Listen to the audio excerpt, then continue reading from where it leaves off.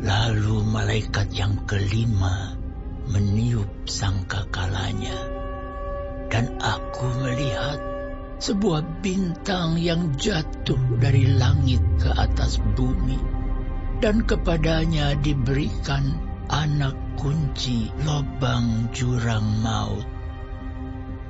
Maka dibukanyalah pintu lobang jurang maut itu.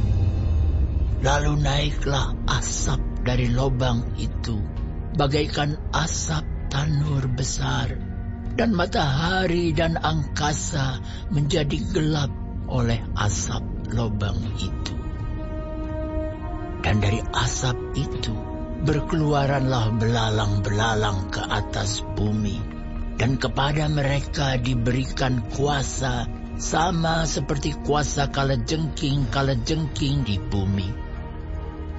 Dan kepada mereka dipesankan supaya mereka jangan merusakkan rumput-rumput di bumi, atau tumbuh-tumbuhan ataupun pohon-pohon, melainkan hanya manusia yang tidak memakai meterai Allah di dahinya.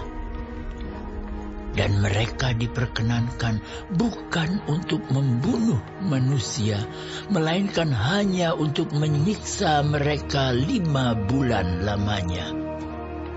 Dan siksaan itu seperti siksaan kalajengking apabila ia menyengat manusia.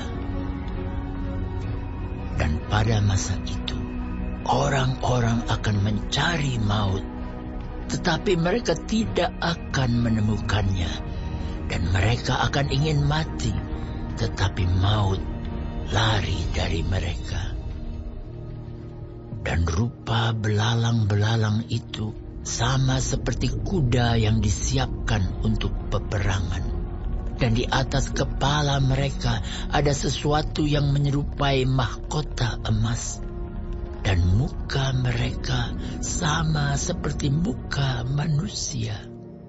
Dan rambut mereka sama seperti rambut perempuan, dan gigi mereka sama seperti gigi singa. Dan dada mereka sama seperti baju zirah, dan bunyi sayap mereka bagaikan bunyi kereta-kereta yang ditarik banyak kuda yang sedang lari ke medan peperangan. Dan ekor mereka sama seperti kalajengking dan ada sengatnya. Dan di dalam ekor mereka itu terdapat kuasa mereka untuk menyakiti manusia 5 bulan lamanya. Dan raja yang memerintah mereka ialah malaikat jurang maut. Namanya dalam bahasa Ibrani ialah Abaddon, dan dalam bahasa Yunani ialah Apollyon. Celaka yang pertama sudah lewat. Sekarang akan menyusul 2 celaka lagi. Lalu malaikat yang ke-6 meniup sangkakalanya, dan aku mendengar suatu suara keluar dari ke-4 tanduk mezbah emas yang di hadapan Allah, dan berkata kepada malaikat yang ke-6 yang memegang sangkakala itu, "Lepaskanlah ke-4 malaikat yang terikat dekat sungai besar Efrat itu."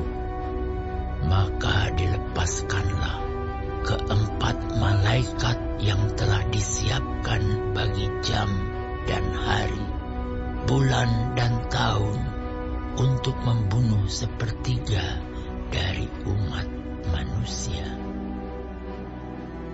Dan jumlah tentara itu ialah 20.000 laksa pasukan berkuda. Aku mendengar jumlah mereka.